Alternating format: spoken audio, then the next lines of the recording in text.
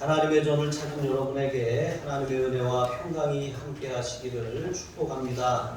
오늘은 불처럼 방망이처럼이라고 하는 제목으로 하나님의 말씀을 전하겠습니다. 우리가 지난 한 주간 동안 신년 축복 새벽 기도회를 했습니다. 말씀이 이끌어가는 교회, 말씀 따라가는 교회라고 하는 주제로 우리가 하나님의 말씀 앞에 머물고 하나님의 말씀이 가라하면 가고 하나님의 말씀대로 우리가 직임을 감당하는 그런 교회와 성도로 우리가 세워주는 한 해가 되어야 할 줄로 믿습니다.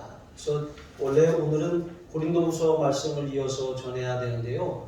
원래 이제 이 6번 우리가 말씀을 나눴잖아요. 7번 해야 마무리를 짓는 것 같아서 오늘까지 하나님의 말씀에 대한 그런 주제로 여러분 말씀을 전하도록 하겠습니다. 하나님의 말씀에 생명이 있고 회복이 있고 또 능력이 있습니다.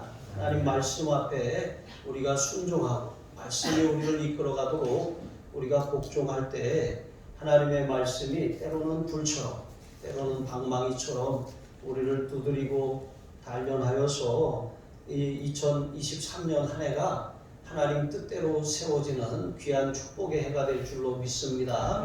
그렇게 되시길 주님의 이름으로 축복합니다. 첫 번째로 우리는 말씀의 쟁기를 통해서 우리의 묵은 땅을 기경해야 할 줄로 믿습니다.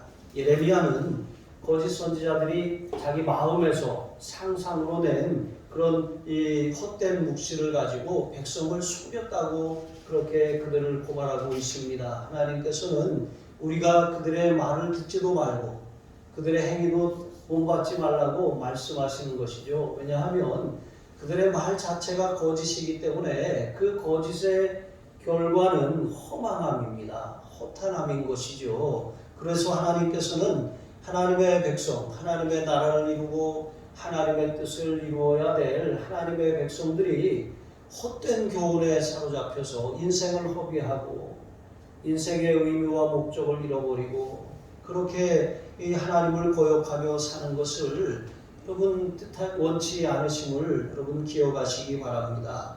이러한 사람들의 말을 따르면 마음에 헛된 희망이 자라나요. 그 헛된 희망은 결국 허망하게 그 결말을 맺게 하는 것이죠. 이들이 또 어떤 사람입니까? 여호와를 멸시하는 자들에게 오히려 평강이 있다, 평안하다 이렇게 헛된 희망을 심어주는 것입니다. 그러나 오히려 여호와를 멸시하는 사람들에게는 그들을 책망하여 돌이키게 해야 되는 것이죠. 그들의 악한 행위와 악한 생각에서 돌이켜 하나님께로 돌아오게 해야 맞는 것입니다. 그런데 잘못된 길을 가고 잘못된 삶을 살고 있음에도 불구하고 잘한다, 잘해, 잘한다. 여러분 이렇게 하면 어떻겠습니까?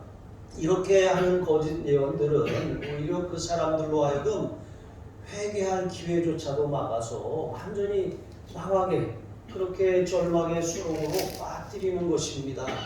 난세에 영웅이 난다는 말이 있어요. 그런데 난세에는 영웅도 나지만 이 난세에는 허망한 풍설, 그러니까 일어나지 않는 그런 일들에 대한 그런 헛된 소문들이 함께 퍼져나가는 거예요.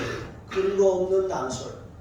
여러분 우리나라에도 마찬가지예요. 지금 그 다른 외국 사람들은 한국에 김정은이 그 미사일 한 번만 쏘면 큰일 났다, 전쟁 난다 하지만 여러분의 체감 온도는 어떻습니까? 그다 또 쌌나 보네. 또 배가 고픈가 보네 그냥 이러고 말잖아요. 그런데 해외의 반응은 굉장히 심각하거든요.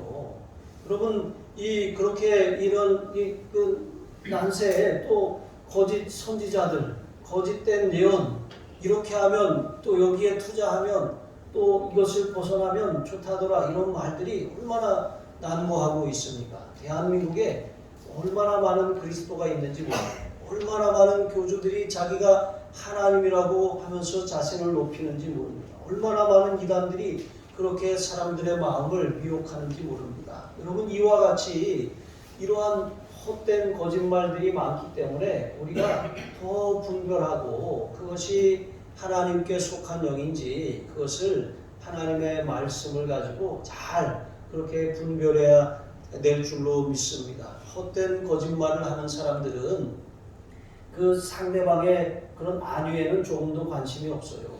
그냥 자기 사욕을 채울 뿐인 것입니다. 점하는데 굿하는데 가보면 다 그렇거든요.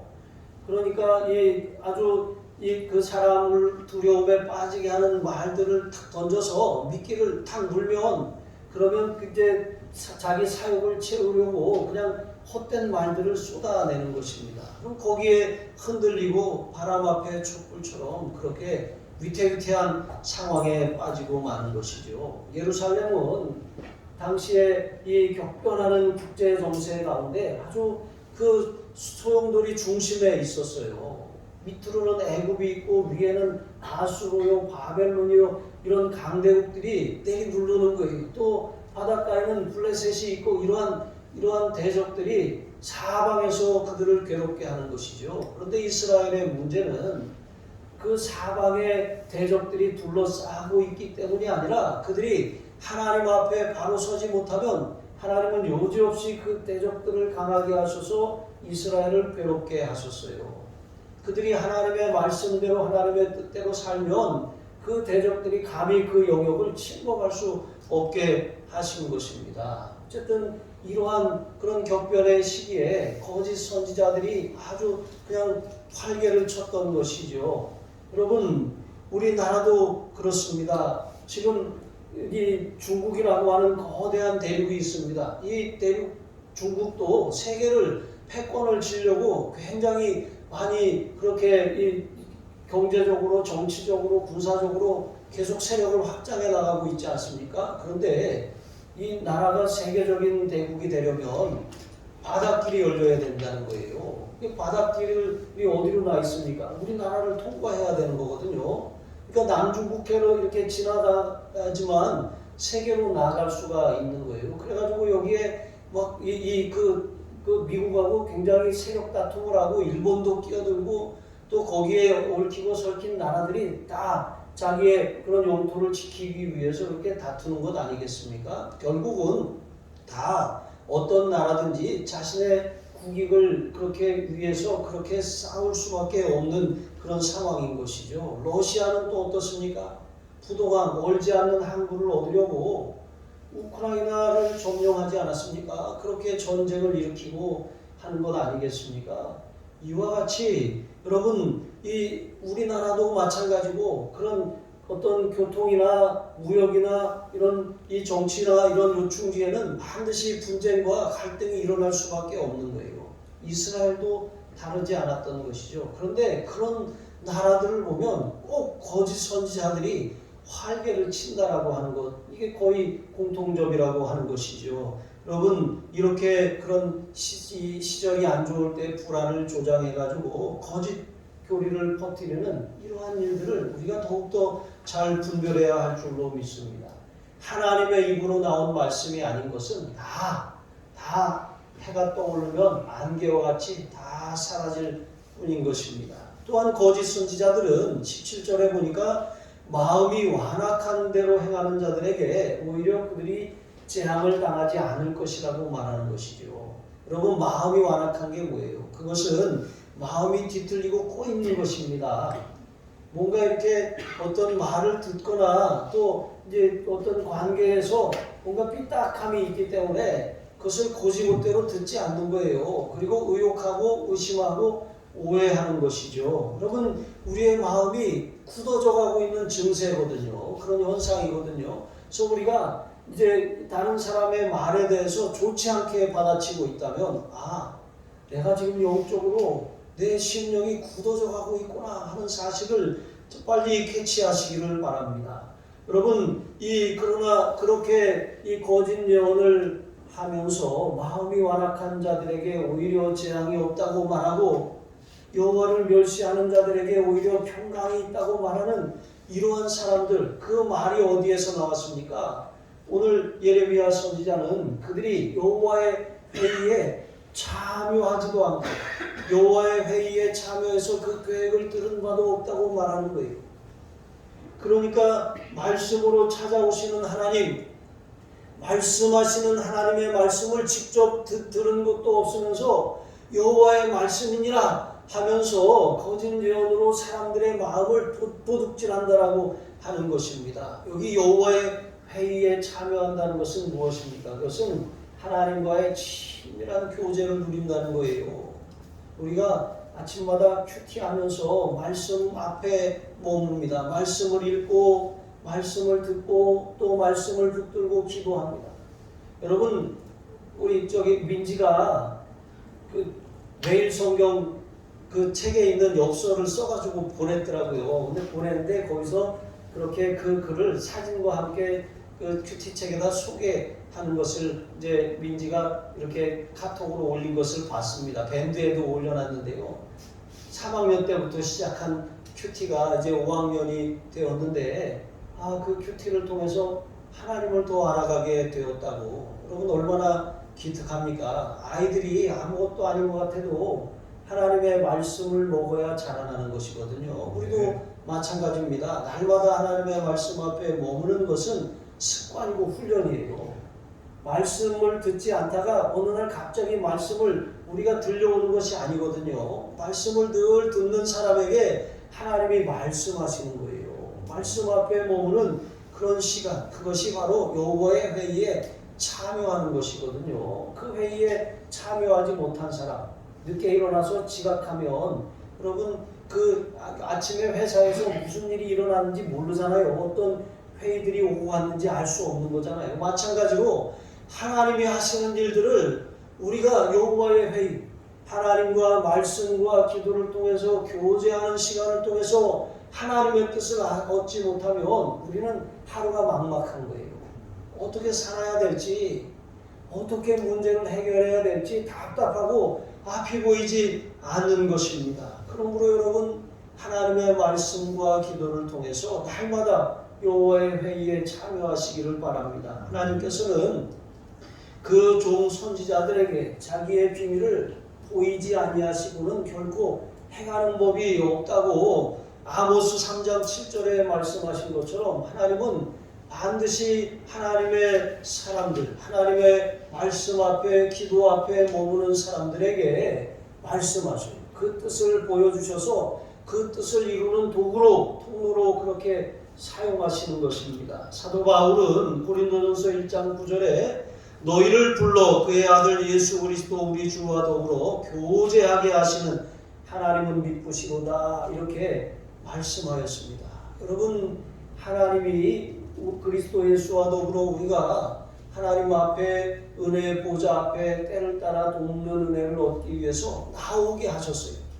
나올 길을 열어주셨습니다. 그런데 우리가 그 하나님과 교제를 통해 하나님 앞에 나아가지 않고서 어떻게 하나님의 뜻을 알고 어떻게 하나님 뜻대로 살아갈 수 있겠습니까? 말씀 앞에서 하나님과 날마다 교제하며 살았던 예레미야처럼 매일 큐티를 통해서 여러분 하루를 하나님의 말씀과 함께 시작하시기를 바랍니다. 날마다 이런 심령을 갈아엎는 쟁기와 같은 하나님의 말씀을 통해서 이 밭을 잘 가꿔야 돼요. 제가 두 번째 목회하던 지역은 이제 화전을 일구며 그렇게 정착한 분들이 살던 동네입니다. 그 산에다가 불을 질러요. 그래서 요즘엔 불 질렀다가 큰일 나는데 그때는 불을 지르면 나무고 뭐고 다 타요.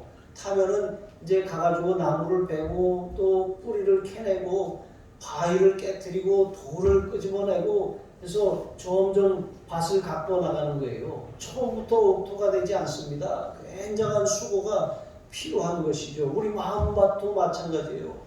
여러분 우리는 알게 모르게 마음에 하나님의 말씀을 밀어내는 염려와 상처와 미움과 원망과 아픔이 너무나도 많이 들어차 있어요. 그러니까 말씀이 들어갈 틈이 없는 거예요. 하나님의 말씀이 역사할 그럴 기회를 얻지 못하는 것이죠. 너무나도 완악한 길가와 같아서 딱딱하게 굳어 있는 것이죠. 그래서 말씀의 쟁기질이 필요한 거예요.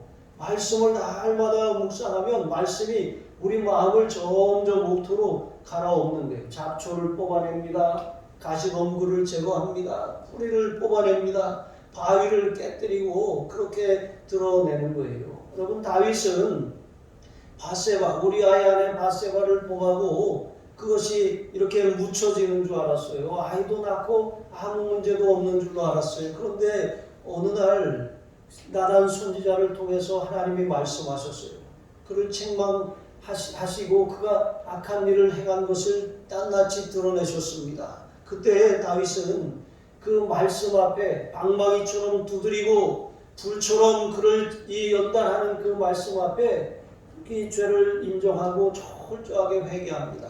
여러분, 그 내용이 기록된 말씀이 시편 51편이에요. 그리고 그 이후에 다윗은 어떠한 죄악 앞에서도 하나님의 말씀이 그 마음을 두드리고 하나님의 불이 이 시련을 주면 그는 그것을 거부하지 않겠다고 오히려 은혜로 여기겠다고 고백합니다. 시편 141편 5절 말씀에 보시면 이렇게 말합니다. 의인이 나를 칠지라도 은혜로 여기며 책망할지라도 머리에 기름같이 여겨서 내 머리가 이를 거절하지 아니할지라. 여러분, 그렇습니다. 의인이 친다는 것, 하나님의 말씀으로 우리를 때릴 때 우리가 그것을 은혜로 여긴다는 거예요.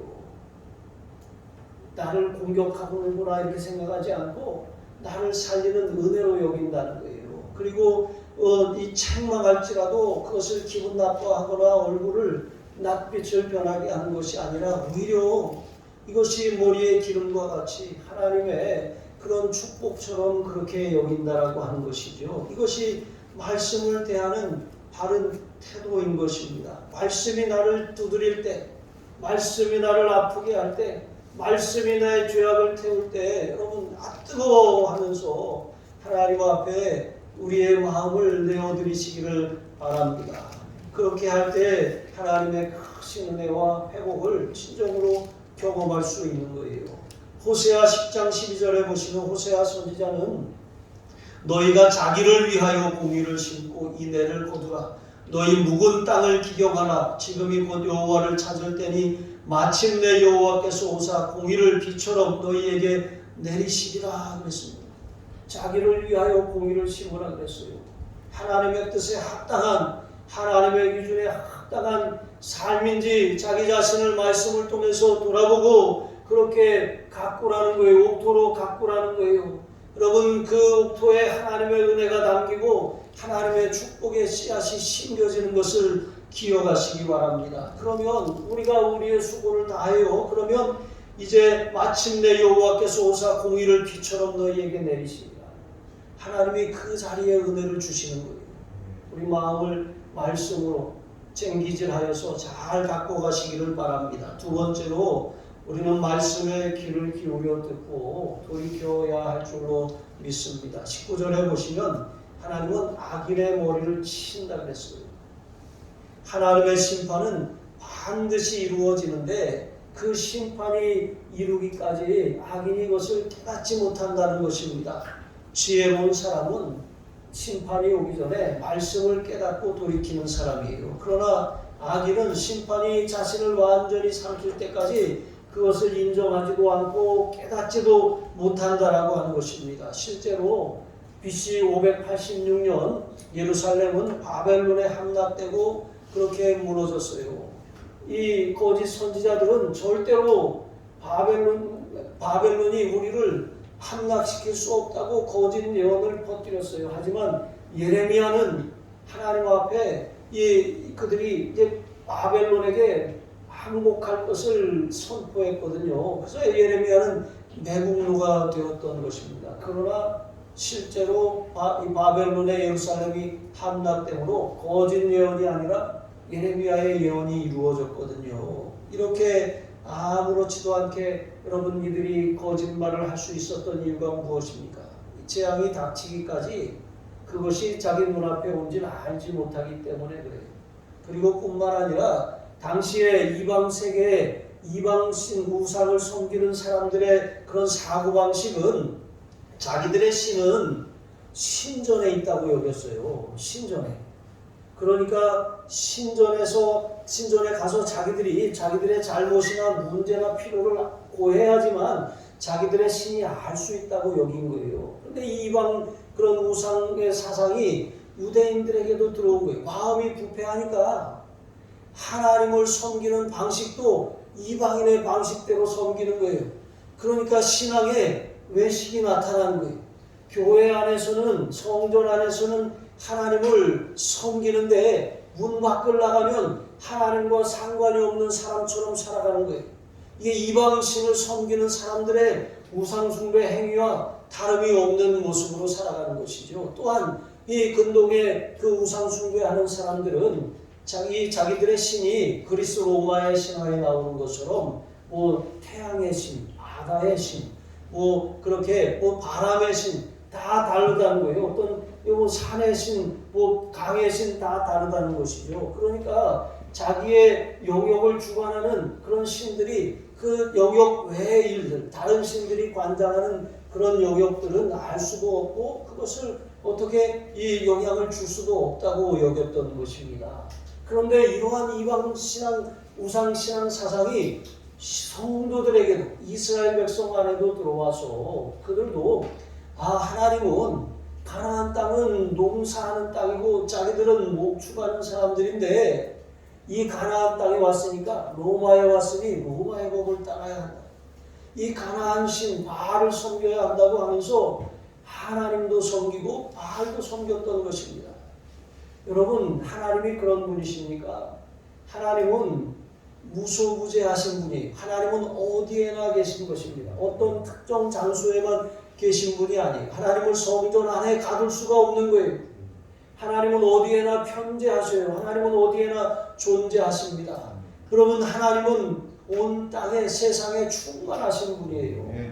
그런데 이 이스라엘 백성들은 그 하나님을 외면하고 하나님이 성전 안에만 계신다고 생각해서 이 거짓 선지자들도 어차피 하나님이 듣지 않으시니까 하나님이 말씀하셨다고 하면서 거짓말을 해도 이 백성들이 속으니까 그 거짓말로 사사로운 이득을 챙기고 사욕을 채우게 되었던 것입니다.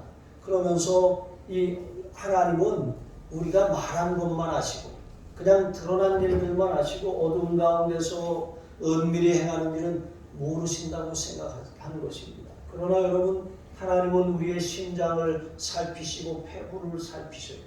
우리의 생각을 아시고 마음에 품은 뜻을 아시는 것입니다.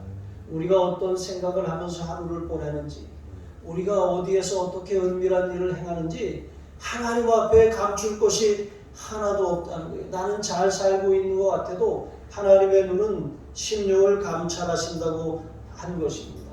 그래서 우리가 겉으로는 멀쩡해요. 교회 안에서는 우리가 잘 사는 것처럼 보입니다. 그런데 교회 밖에 나가면 우리가 하나님과 상관없이 살아가요. 그러면 그러한 삶은 교회에 오면 다시 포장이 되잖아요. 이것은 거짓과 위선에 사로잡힌 삶인 것입니다. 이러한 삶은 어느 순간 무너져 버릴 수밖에 없어요.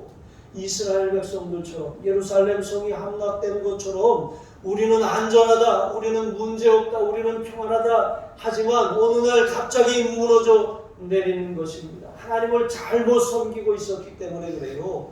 하나님은 만유에 충만하신 분이심을 믿으시기 바랍니다. 요나는 하나님의 낯을 피해 달아났어요.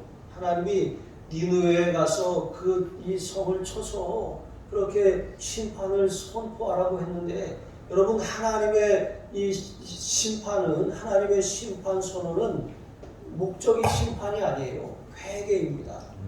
심판을 선언하는 것은 그를 책망해서 하나님께로 돌아오게 하는 것이지 너 이제 망했어 하면서 이제 넌 끝났어 하고 절망하게 하는 것이 아닌 것입니다.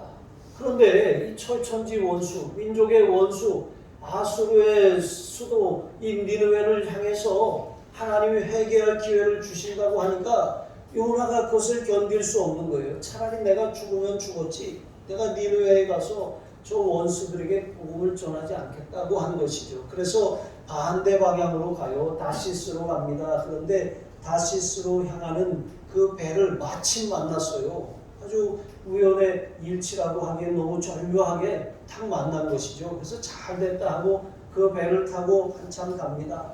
배 밑에 들어가서 아무 일도 없는 것처럼 이 쿨쿨 잠을 잡니다. 그런데 큰 풍랑이 일어나서 배를 삼키려고 해요. 이 손원들이 배에 있는 물건들을 다 집어 던지고 자기들의 신들에게 빌어보지만 풍랑이 가라앉지 않아요. 그래서 이 배에 탄 사람 중에 하나가 자기 신들에게 뭔가를 잘못했기 때문이라고 그렇게 여기고 제비를 뽑았는데 요나가 당첨이 되잖아요. 그러니까 이 요나가 실토를 합니다. 자기가 하나님의 낯을 피해서 그렇게 이 숨었기 때문이라고 말하는 것이죠. 그래서 결국 요나를 바다에 던지잖아요. 죽은 것입니다. 그런데 하나님이 준비하신 물고기가 요나를 삼켰어요. 3일 밤낮을 물고기 뱃속에서 회개합니다. 하나님이 물고기가 토해내게 하셔서 다시 사명의 자리로 돌이키게 하신 것이죠. 여러분, 우리가 하나님의 말씀을 떠나면 하나님의 말씀을 우리가 외면하고 살면 우리가 편안할 것 같아도 말씀이 우리를 찾아냅니다. 하나님의 말씀, 우리가 돌이키지 않으면 하나님의 방법으로 돌아서게 하는 거예요. 여러분, 이거 사실 굉장히 끔찍한 일이거든요. 하나님의 방법으로 돌이킴을 당하기 전에 우리가 돌이켜야 하는 것이고, 가장 중요한 것은 날마다 하나님의 말씀을 따라 살아가야 하는 것입니다. 하나님은 온 세상에 충만하신 분이에요. 하나님을 피해 숨을 곳도 없고 하나님을 피해 은밀하게 행한다고 하나님이 모르시는 것도 없습니다.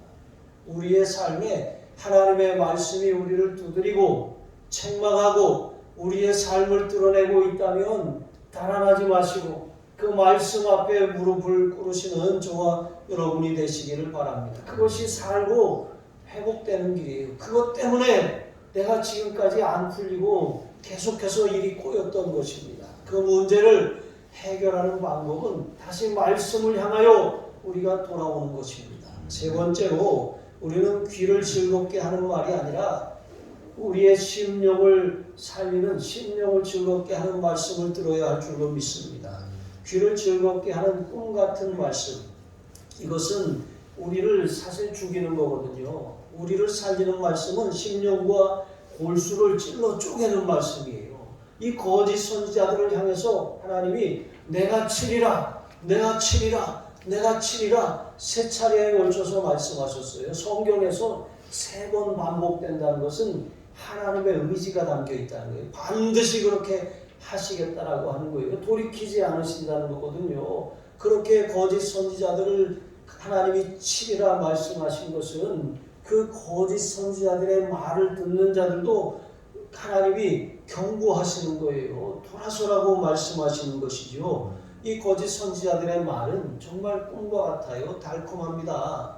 그러니까 하나님이 이렇게 주시지 않은 말씀을 하나님의 말씀이다 라고 하면서 그 말씀을 하는데 그 특징이 무엇입니까? 그것은 이 사람으로 하여금 두렵게 한다든가, 그래서 자기가 이렇게 좌지우지하게 하는 거예요. 그리고 하나님의 말씀과 달라서 그 말은 이렇게 이 귀를 즐겁게 하는 거예요. 사람의 그런 부패한 본성을 자극하는 말들을 하는 것이죠. 그리고 거기다가 꿈을 갖다가 이렇게 덧붙여서 얘기합니다. 뭘 보았다고 환상을 거기다가 덧붙입니다. 근데 그런 말을 들으면 대개 10이면 9은 넘어갈 수밖에 없는 것입니다. 그러니까 듣는 사람의 귀를 즐겁게 하기에 충분하니까 그 말들에 쉽게 넘어가는 거예요. 여러분, 이상하지 않습니까? 이단에 빠지는 사람들을 보면 뭐 팔이 하나 더 달리거나 코가 2개 달린 사람들이 아니에요. 멀쩡한 사람들이에요. 뭐 오히려 더 많은 지식이 있고 뭐 교회에서 더 많은 직분을 얻었고 더 많은 사회적 지위를 얻은 사람들이 이단에 빠지는 것을 봅니다. 너무 이상하게 그것이 이해가 되지 안 되는 것이죠. 그러나 여러분, 이 사람이 약한 틈을 정확하게 알아요. 그래가지고 그 틈을 탁 파고 들어와서 이 속이면 다 넘어갈 수밖에 없는 것입니다. 그러므로 우리는 이 말씀이 이게 뭐 새로운 말씀이다 하면서 거기다 꿈을 붙이고 환상을 얘기한다 그러면 일단 의심하세요. 그리고 그 말을 듣는데 우리 안에 성령이 계시잖아요. 우리의 영이 거듭났잖아요. 우리의 영이 즐거워요. 막 간절함이 막 일어나요. 그러면 그게 생명의 말씀이에요. 그런데 왠지 불편해요. 뭔가 모르게 뭔가 좀 뭐라고 표현하고 설명할 수 없는 불편함이 있어요. 여러분 조금 이상하면 완전히 이상한 거예요. 그런데 그냥 우리는 대수롭지 않게 그것을 넘겨버리는 것이죠. 우리 영 안에 성령께서 말씀하시는데 그 음성을 무시하는 것입니다. 그러면서 새로운 말씀이라고 하면서 우리가 듣도 보도 못한 그런 이야기들을 하면서 꿈을 꿨다고 하면서 이런 얘기를 하는 게 마치 이와 같은 거예요. 신천지에서 권사님 내가 어제 꿈을 꿨는데 이렇게 이 언덕배기에 집들이 막 총총 그렇게 박혀 있어요. 그런데 집집마다 불이 다 켜져 있는데 가만히 보니까 한 집만 불이 꺼져 있어요. 그리고 어느 집인가 하고 봤더니 권사님 집이네. 여러분 이렇게 말을 들으면 안 넘어갈 사람 있겠습니까? 다 넘어가요. 다. 이게 이렇게 이런 말들을 지어내는 거예요. 그렇게 하면 그래? 그럼 어떻게 해야 되지? 권사님 불은 말씀이에요. 말씀을 권사님이 듣지 못해서 그래요. 내가 말씀을 전하는 선교사님을 소개해 줄 테니까 한번 들어보실래요? 만나보실래요? 여러분 이렇게 다 넘어가는 것입니다. 우리가 새로운 말씀이라고 하면서 꿈과 환상으로 포장하는 이러한 거짓 선지자들의 말을 조심해야 돼요. 디모데후서 4장 3절로 4절에 보시면 때가 이르리니 사람이 바른 교훈을 받지 아니하며 귀가 가려워서 자기의 사욕을 따를 스승을 많이 두며 또 그 귀를 진리에서도 이렇게 허탄한 이야기를 따르리라 그랬습니다. 마지막 때가 가까울수록 사람은 하나님의 말씀으로부터 자꾸 떠나가려고 하는 거예요. 그리고 귀가 가려워. 그러니까 귀를 즐겁게 하는 말씀만 찾아다니는 것이죠. 사욕을 그렇게 충족시켜주는 그런 말씀을 찾아다니는 거예요. 그런데 그 결과는 허탄한 거짓말에 속아서 이 진리에서 벗어나는 것임을 말씀하고 있는 것이죠. 그래서 거짓 선지자들이 이 자기의 마음에서 나는 것으로 속이는 것이든 아니면 악한 영에 사로잡혀서 우리를 속이는 것이든 그들이 말하는 꿈이나 계시나 환상이나 그런 말씀이라고 하는 새로운 말씀이라고 하는 것을 여러분 항상 분별하시고 그것을 반드시 그것을 대적하시기를 바랍니다. 그래서 27절에 보면 이게 왜 문제가 되냐면 그것이 여호와의 이름을 잊어버리게 하려는 목적이 있기 때문이라고 말씀하고 있어요. 여호와의 이름을 잊어버리게 하려고 거짓 예언을 마귀가 퍼뜨리는 거예요. 이름이라고 하는 것, 구약에서 이름이라고 하는 것은 어떤 사람의 존재를 나타내요. 그러니까 우리가 어떤 사람을 안다고 할 때, 그 이름을 안다고 할 때 그 사람에 대해서 안다는 거예요. 그 존재를 안다는 거예요. 인식한다는 거예요. 그리고 이름을 안다는 것은 그와 관계가 있다는 거예요. 그냥 내가 그 이름 들어봤어 이런 것이 아니라 그 사람하고 나하고 어떤 친분이나 특별한 관계가 있다는 것을 말할 때 내가 그 이름을 안다라고 말하는 것이거든요. 하나님과 하나님의 백성은 그들은 나의 백성이 되고 나는 그들의 하나님이 되리라 말씀하신 것처럼 그들이 하나님의 이름을 안다는 것은 하나님이 어떤 분이신 줄을 알고 하나님을 하나님으로 인정하고 존중하고 섬긴다는 거예요. 하나님의 백성이 되었다는 거예요. 그런데 하나님의 이름을 잊어버린다? 그것은 하나님과 이제는 상관없는 자. 나 하나님 몰라. 이렇게 말하는 것과 똑같은 것이라고 하는 것이죠. 그래서 말씀을 들으면 우리가 하나님을 알아가요. 하나님이 어떤 분이신지 더 알아갑니다. 그런데 거짓 교훈을 들으면 우리가 하나님을 잊어버려요. 하나님의 성품을 잃어버리고 하나님에 대한 지식을 잃어버리고 하나님이 어떤 분이신지를 우리가 그것을 머리로는 알지 모르겠지만 그것을 우리가 인격적으로 알지 못하게 된다라고 하는 것입니다. 그래서 이 거짓 교훈이 그래서 무서운 거예요. 한 번, 두 번 들어보지 뭐. 들어보고 분별하지 뭐. 그런데 한 번, 두 번 듣다가 우리가 하나님을 잊어버리고 놓치게 되는 거예요. 아이들이 놀이동산 같은 데 가서 막 그냥 인형 옷을 입고 막 사탕 나눠주고 그 모습을 이렇게 보다가 엄마 손 놓치는 거 아니겠습니까? 이것처럼 달콤한 유혹에 넘어갈 것이 아니라고 하는 것입니다. 그래서 알지 못하는 신을 섬기라고 이렇게 꾀는 것이라고 모세도 이제 먼저 그러한 일들이 장차 있을 것이라고 경고했습니다. 신명기 13장 3절에 보시면 이렇게 그들이 알지 못하는 신을 섬기라고 꾀는 것은 너희의 하나님 여호와께서 너희가 마음을 다하고 뜻을 다하여 너희의 하나님 여호와를 사랑하는 여부를 알려하려 하사 너희를 시험하시니라. 여러분, 마귀가 우리를 넘어뜨리려고 우리를 꾀지만 하나님께서는 우리가 그 꾀임을 당하는 그 장면을 보고 계신다는 거예요. 그래서 우리가 그런 시험 앞에서 믿음을 굳게 지키는지 넘어가는지 하나님도 그를 시험하신다는 거예요. 선악과가 에덴 동산 중앙에 있어요. 그 에덴 동산에 선악과를 두지 마시지 왜 그것을 두셔서 따먹게 했냐고 그렇게 말하는 사람도 있어요. 여러분, 이 선악과는 그들이 하나님을 사랑하는지 하나님을 창조주로 인정하고 존중하는지 사람의 본분을 망각하고 이 루시퍼처럼 하나님처럼 높아지려고 하지는 않는지 하나님은 그것을 시험하시기 위해서 그것을 그 자리에 두신 것입니다. 여러분, 우리가 잘 넘어진다라고 하는 것은 잘 그런 이 미혹에 그렇게 미혹된다라고 하는 것은 우리가 하나님을 향한 마음이 식어졌다는 거예요. 하나님의 말씀이 우리에게서 그렇게 점점 멀어지고 있다는 거예요. 그러니까 말씀을 가까이 하는 사람들은 분명한 분별력을 가지고 살지만 말씀을 멀리하는 사람들은 자꾸 미혹되고 자꾸 넘어지고 이 이단에 빠졌다가 저 이단에 가는 거예요. 저기 천부교 박태선 천부교 신앙촌에 빠졌다가 통일교로 넘어가고 통일교에 빠졌다가 장막성전으로 넘어가고 장막성전에 갔다가 신천지로 넘어가고 신천지로 갔다가 또 새천지로 넘어가고 계속 넘어가는 거예요. 계속 이렇게 하나님의 말씀을 멀리하고 하나님의 이름을 잊어버린 그런 사람들의 결과가 그렇다는 거예요. 알곡은 모아 곡간에 들이고 쭉정이는 모아서 불에 던져서 사르게 되는 것이죠. 하나님 말씀만이 알곡이에요. 어떤 꿈이나 환상이나 하나님의 말씀과 상관이 없는 귀에 듣기 좋은 그런 말들은 쭉정이입니다. 결국은 우리가 그 말을 들으면 우리도 알맹이가 다 빠져나가서 쭉정이와 함께 불에 던져질 수밖에 없음을 기억하시기 바랍니다. 그래서 오늘 말씀의 결론입니다. 하나님의 말씀은 불입니다. 하나님의 말씀은 방망이에요. 바위를 쳐서 깨뜨리는 방망이입니다.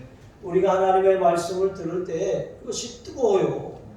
하나님의 말씀이 우리의 죄악을 태우고 완악함을 태우고 고집을 태우고 우리의 염려를 태우고 근심을 태우고 두려움을 태워요. 죄악을 태우는 것입니다. 하나님의 말씀이 우리의 굳은 마음을 두드려서 깨뜨리고 우리의 교만을 깨뜨리는 거예요. 그래서 우리가 하나님의 말씀, 내 말이 불같지 아니하냐, 바위를 쳐서 깨뜨리는 방망이 같지 아니하냐, 이렇게 선포했던 예레미야처럼 우리가 하나님의 말씀을 그와 같이 받아들이면 여러분 우리의 삶이 부서질 일이 없어요. 그런데 그 말씀을 그렇게 받아들이지 않으면 이 불이요 방망이인 말씀이 오히려 거꾸로 우리를 태우고 우리를 부서뜨리는 거예요. 내가 부서지지 않으면 하나님이 부서뜨리는 거예요. 내가 말씀 앞에 태워지지 않으면 하나님이 우리의 삶을 태우시는 것입니다. 그래서 말하는 거거든요. 여러분 2023년 한 해가 불같이 방망이같이 우리에게 다가오시는 그 하나님의 말씀을 통해서 우리의 심령이 옥토로 바뀌고 알곡을 맺는 풍성한 그런 삶을 살아가시길 주님의 이름으로 축복합니다. 기도하시겠습니다. 하나님 아버지, 날마다 하나님 말씀으로 만나며 하나님의 말씀으로 하나님과 교제하게 하여 주시옵소서.